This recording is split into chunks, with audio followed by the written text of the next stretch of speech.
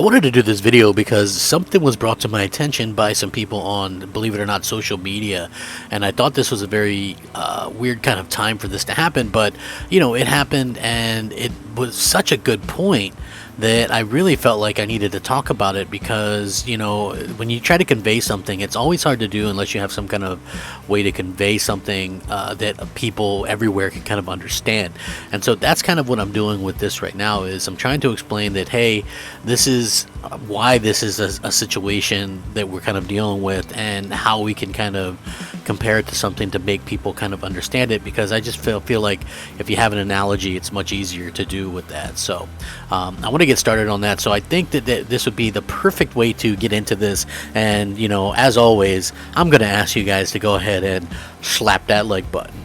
What's up, everybody? It's me, Crap Gaming, back with another video. I know there's a lot of you faces out there, and you're wondering how you can help my channel. Well, you can help my channel by slapping that like button. Go ahead, do it, try it out, see how it feels, and let me know. Good. So anyway, basically, there's been a lot of hubbub lately about Ghost of Tsushima, and the fact that Sony is going about the way that they've kind of done things with charging people for this. Now, there's different varying degrees of people who care about this. Obviously, if you guys didn't know, it's like the #1 pre-ordered thing on Amazon or whatever is the full complete edition of Ghost of Tsushima on PS5. So obviously a lot of people kind of mistake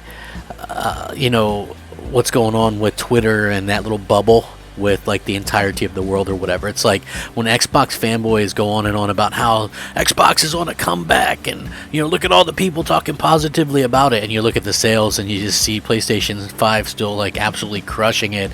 You realize that social media is this small bubble in the grand scheme of things, and it's not really a change or anything like that. So yeah, for me personally, I find it to be kind of strange, but I also think that a lot of people maybe felt a certain kind of way. Like, I have indeed seen some PlayStation fans be a little bit wary or upset about this situation, but at the same time, when I look at things and I go, oh, you know what, to me it seems like there is a lot of faux concern from Xbox fans on the whole situation, and I didn't understand that. Okay, so let's take a look at something real quick.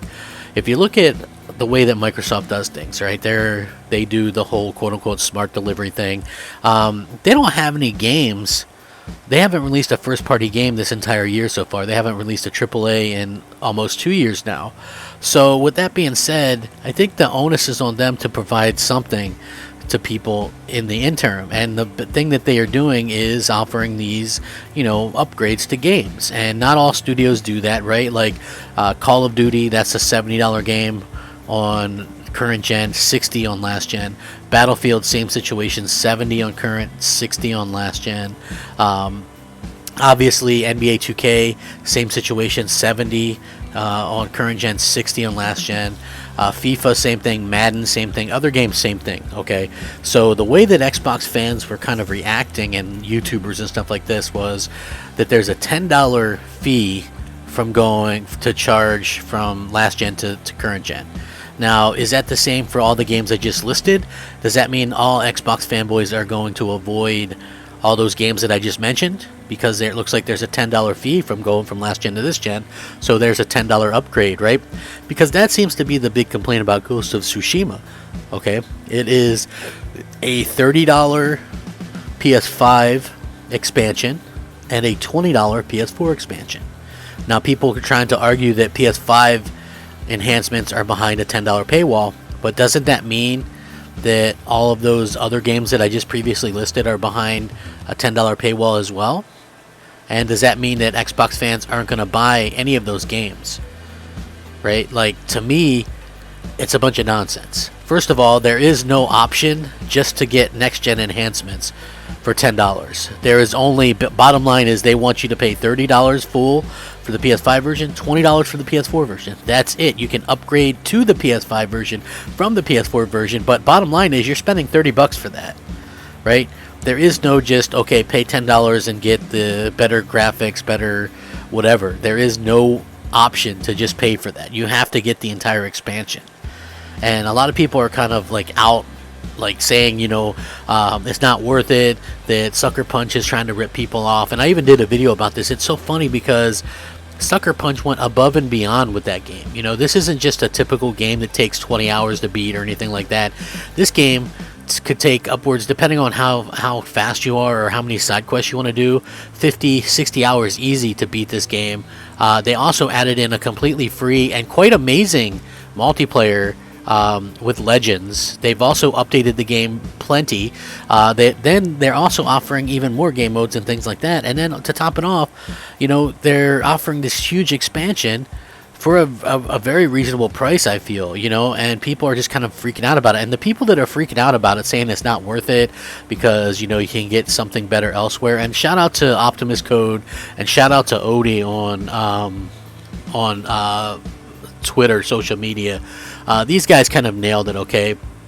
The same YouTubers that are telling you guys, okay, that this is unbelievable and that you shouldn't be doing this, right? That it's wrong to charge people for hard work that developers put into their games. Probably aren't going to turn down your super chat money. They're probably not going to turn that. They probably have a Patreon, right? And they probably want you to, tell your friends and all that kind of stuff, right? They probably definitely want you to view their stuff. So is that hypocrisy in and of itself? These people, these YouTubers, these Xbox YouTubers, telling you that it's wrong to pay a developer for their hard work. But at the same time, imagine telling a YouTuber, hey, no, I don't want to be part of your Patreon or whatever because I can get that stuff free, right? Like, that would kill their business. Okay, so to me, that's incredibly humorous. I find it to be incredibly funny, right? And I also find it to be a situation where it's just very hypocritical of these people to complain about something like this when, to be honest with you, gamers in general, developers do such a good job, like these developers are out there busting their butts, and it's so funny that people don't think that they deserve to make anything off the games that they're creating, and I find that to be absolutely absurd. If you go back and you look at, like I said, look at Spider-Man, okay? This is a good example. Look at Spider-Man, and they remastered this, okay? Insomniac did, for the PlayStation 5, and you can only get it on PlayStation 5, and I think you can only get it if you buy Miles Morales full edition or whatever like that. It's basically a $20 uptick on the main price. And the funny part about this was that if you saw what went into the game, right, like, they added so much stuff. They even changed the main character's face, right? I mean, this takes work, I'm sure, and the amount of work that goes into making a game from the PS5 from the ground up. They had to make this game from the ground up on the PS5. That goes above and beyond any of the free upgrades that Microsoft has offered. Now, Microsoft does like something with old games where it's basically some kind of hack where they get it to run above the frame rates and stuff like that, and I think that's fine, but that's not requiring any coding from developers, right? They even say that, and that's the main point. Whether it's considered an official hack or not, it doesn't matter to me. It all has to do with coding and not coding, and the fact of the matter is, you keep seeing people talk about this, right? And there's no coding for that older stuff on Xbox. So that's the funny part to me. And when we see people kind of complain about having to pay for stuff, I think that this all comes down to the negative side of Game Pass, right? I know a lot of people don't think that that's true or whatever, but it is 100% true.